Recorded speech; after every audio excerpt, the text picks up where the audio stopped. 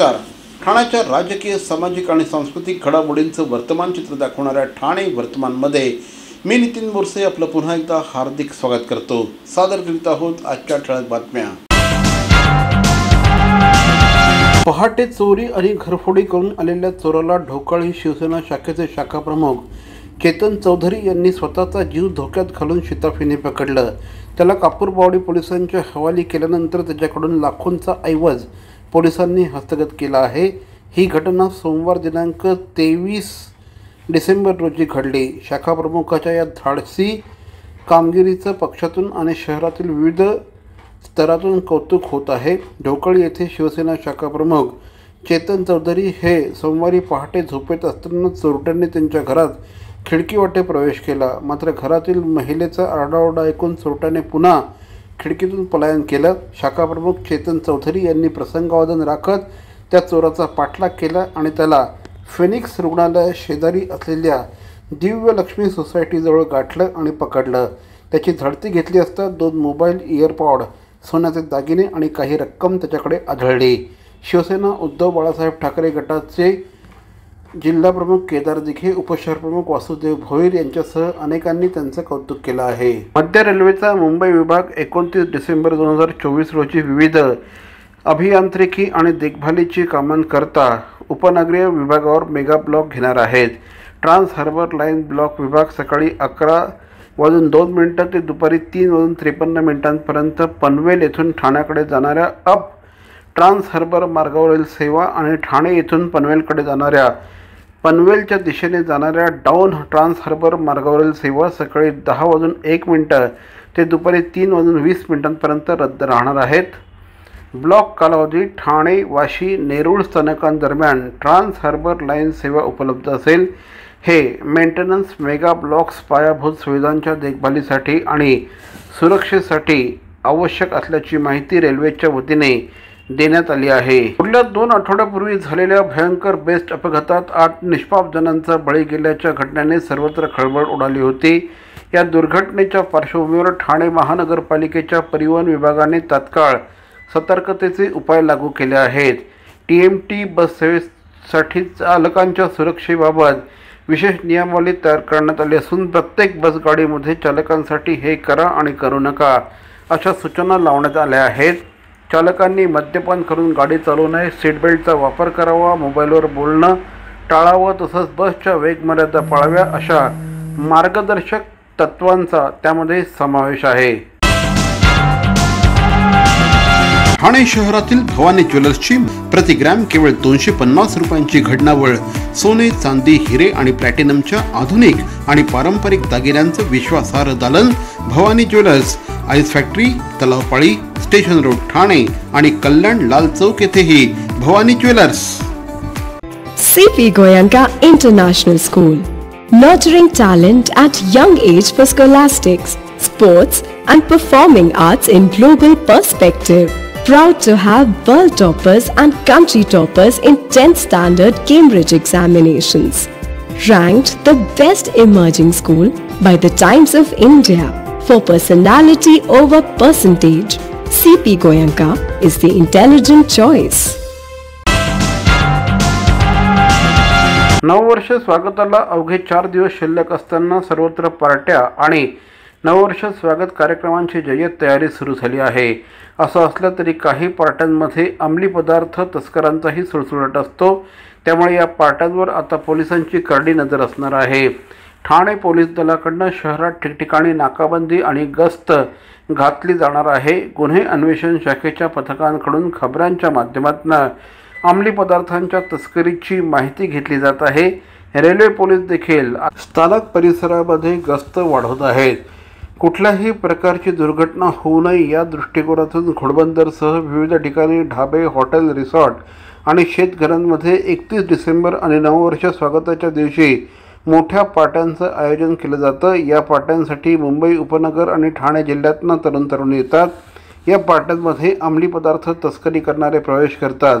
मागील वर्षी घोडबंदर भागातील जंगलांमध्ये अशाच प्रकारे रेव पार्टीचं आयोजन करण्यात आलं होतं. या रेव पार्टीमध्ये मुंबई, नवी मुंबई, ठाणे शहरातील सर्वसामान्य कुटुंबातील तरुण सहभागी झाले होते. ठाणे पोलिसांच्या गुन्हे अन्वेषण शाखेने केलेल्या कारवाईमध्ये 90हून अधिक जणांना ताब्यात घेण्यात आलं होतं. यातील अनेकांनी अंमली पदार्थ सेवन केल्याचं आढळण्यात आलं होतं.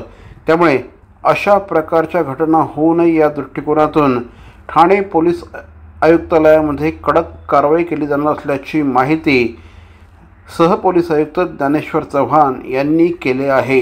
एकट्या दुकट्या राहणाऱ्या नागरिकांची सुरक्षितता खूप महत्त्वाची असल्याने काही वेळा घरात मदतनीस अथवा कामवाली बाई ठेवली जाते. मात्र कोणतीही माहिती न घेता ज्येष्ठांसाठी मदतनीस व्यक्ती धोकादायक ठरण्याची शक्यता नाकारता येत नाही. ज्येष्ठ नागरिकांच्या सुरक्षितता आणि सायबर सेल बतावणी करून फसवणुकीच्या घटना बघता नौपाडा पोलिसांनी senior citizen club Thane north यांच्या माध्यमातून ज्येष्ठ नागरिकांसाठी जनजागृती पर तरुण व्हा तरुण रहा या अनोख्या कार्यक्रमाचं नुकतंच आयोजन केलं. ज्येष्ठ नागरिकांच्या जीविताच्या धोक्याबरोबर फसवणुकीच्या घटना बघता याला कुठेतरी आळा बसणं महत्त्वाचं आहे. या दृष्टिकोनातून नौपाडा पोलीस आणि senior citizen club Thane north यांच्या संयुक्त विद्यमाने ज्ञानवर्धिनी सभागृहामध्ये या कार्यक्रमाचं आयोजन करण्यात आलं होतं. मद्यप्राशन करून वाहन चालवणं म्हणजे अपघाताला निमंत्रण असताना देखील अनेक चालक दारू पिऊन बेफाम वाहनं चालवतात. याला कुठेतरी आळा बसावा या दृष्टिकोनातून ठाणे प्रादेशिक परिवहन विभागाने खबरदारी घेतली आहे. विभागाच्या वायुवेग पथकाने सप्टेंबर ते डिसेंबर या 4 महिन्यांच्या कालावधीमध्ये ड्रिंक अँड ड्राईव्ह तपासणी मोहिमेत तर्र होऊन वाहन चालवणाऱ्या 200 चालकांवर दंडात्मक कारवाई केली आहे.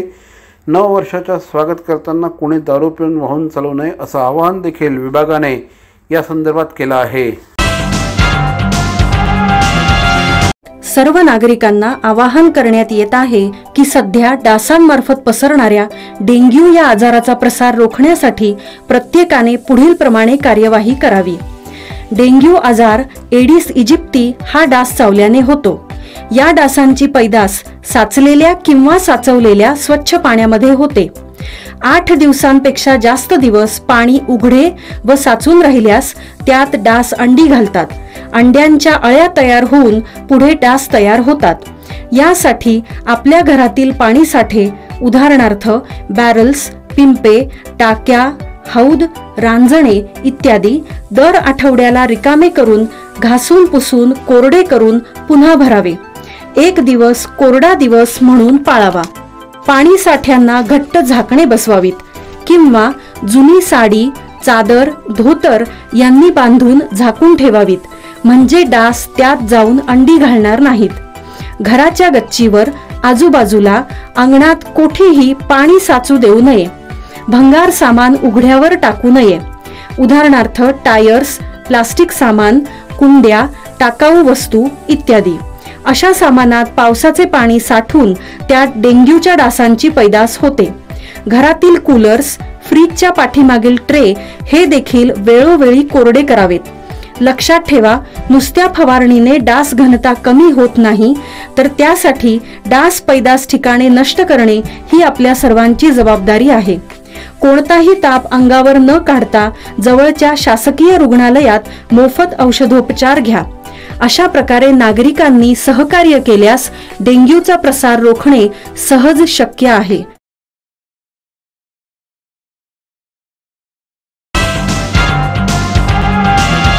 श्री अय्यप्पा भक्त सेवा संगम या संस्थेच्या माध्यमातून श्री अय्यप्पा टेम्पल वर्तनगर ठाणे येथे 47व्या मंडल पूजेचं आयोजन करण्यात आलं आहे.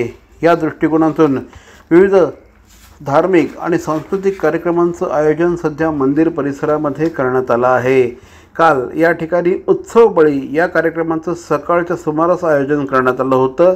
त्याचप्रमाणे सायंकाळी 4 वाजता सर्व ऐश्वर्य पूजा या कार्यक्रमाचं आयोजन करण्यात आलं होतं. 6 वाजता गुरुथी या कार्यक्रमाचं आयोजन करण्यात आलं होतं. सायंकाळी 7 वाजता गुरु श्रीमती संगीता मोहन यांच्या शिष्यांनी भरतनाट्यम सादर केलं. नाट्यदीपम डान्स अकॅडमी या संस्थेच्या माध्यमातून विद्यार्थ्यांनी यावेळेस हे भरतनाट्यम सादर केलं. यावेळेस मोठ्या संख्येने प्रेक्षक उपस्थित होते.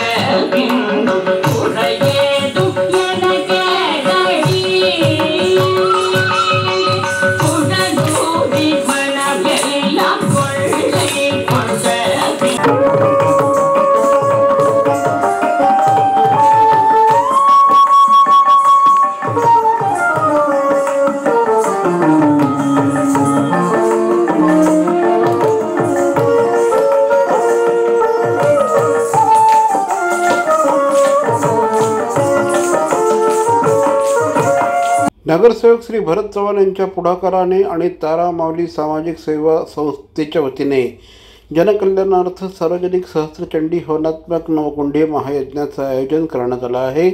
संत तुकाराम महाराज मैदान, न्यू गावदेवी भाजी मार्केट व्यापारी संघ ठाणे पूर्व येथे परमपूज्य श्री श्री 1008 श्री धरमदासजी महाराज यांच्या मार्गदर्शनाखाली या कार्यक्रमाचं आयोजन करण्यात आलं आहे। श्री ओमकार चव्हाण यांच्या मार्गदर्शनाखाली या कार्यक्रमाचं आयोजन करण्यात आलं आहे। या कार्यक्रमात काल शुक्रवार रोजी 108 मुलींचं कन्यापूजन करण्यात आलं। यावेळेस महिलांच्या हस्ते देवी जगदंबेची महाआरती करण्यात आली। त्यानंतर राकेश बावलिया झुंझुन राजस्थान प्रस्तुत सुंदरकांड या कार्यक्रमाचं आयोजन करण्यात आलं होतं।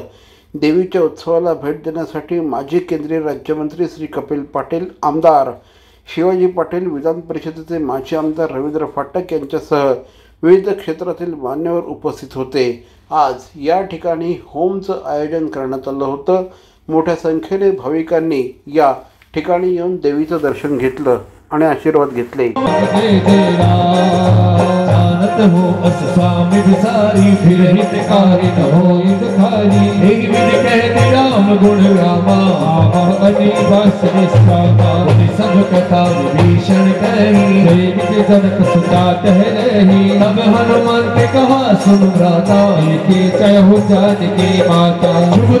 ठाणे शहरातील हनुमान व्यायामशाळेच्या पटांगणामध्ये सध्या खरेदी यात्रा या कार्यक्रमाचं आयोजन करण्यात आलं आहे।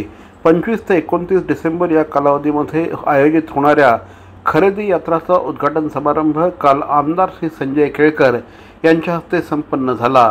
यावेळेस प्रमुख अतिथी म्हणून ठाण्याचे माजी उपमहापौर ॲडव्होकेट सुभाष काळे तसंच आयोजक गार्गी भंडारे या देखील उपस्थित होत्या।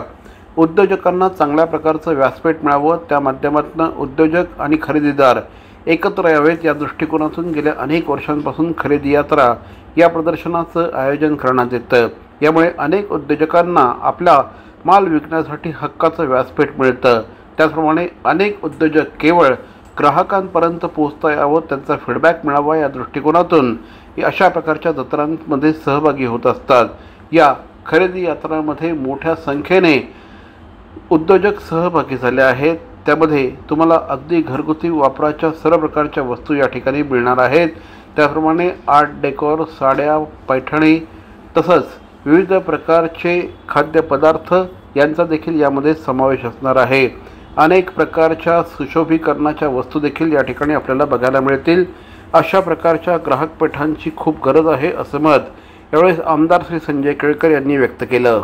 आज या ठिकाणी मिनलताई म्हणजे मिनल मोहाडीकर या 25 वर्षापासून ग्राहक पेठ म्हणून या ठिकाणी भरवतात आणि गार्गी खरेदी यात्रा याच्या माध्यमातून 20 वर्ष दरवर्षी न चुकता या ठिकाणी ठाणेकरांसाठी विविध स्टॉलच्या माध्यमातून या ठिकाणी विक्री करता ते आणतात आणि नवीन नवीन अभिनव अशा वस्तू किंवा पदार्थ किंवा प्रॉडक्ट्स काही महिलांनी बनवलेले, काही नाविन्यपूर्ण असे या स्टॉलमध्ये ठेवलेले असतात आणि ठाणेकरांचं वैशिष्ट्य आहे अशा प्रकारच्या स्टॉलला भेटी देणं आणि जे चांगलं आहे ते विकत घेणं। त्यामुळे आज आता या पेठेचं खरेदी यात्रा आणि ग्राहक पेठेचं उद्घाटन झालं आहे। मला खात्री आहे, मी ठाणेकरांना आवाहन करीन की या निमित्ताने आपण अवश्य या ठिकाणी भेट द्या। या मंडळींनी, आयोजकांनी या ठिकाणी नाविन्यपूर्ण अशा प्रकारचे देखील स्टॉल आणलेले आहेत की ते निश्चितपणे तुम्हाला देखील भावतील आणि त्यामुळे मी आपल्याला आवाहन करतो की आपण या ठिकाणी अवश्य भेट द्या। तर मंडळी, या होत्या आजच्या ठळक बातम्या। ठाणे वर्तमानमधून आम्ही ठाण्याच्या राजकीय, सामाजिक आणि सांस्कृतिक घडामोडींचं वर्तमान चित्र दाखवायचा प्रयत्न करतोय। अर्थातच आपल्या सहकार्याची गरज आहे, तेव्हा आपल्या समस्या आम्हाला जरूर कळवा। आमचा पत्ता ठाणे वर्तमान, शॉप नंबर 16, खाटन रोड, ठाणे पश्चिम, दूरध्वनी क्रमांक 9820939420। तर मग पुन्हा भेटू उद्या याच वेळी याच ठिकाणी ठाणे वर्तमानमध्ये। तोपर्यंत धन्यवाद। जय हिंद, जय महाराष्ट्र।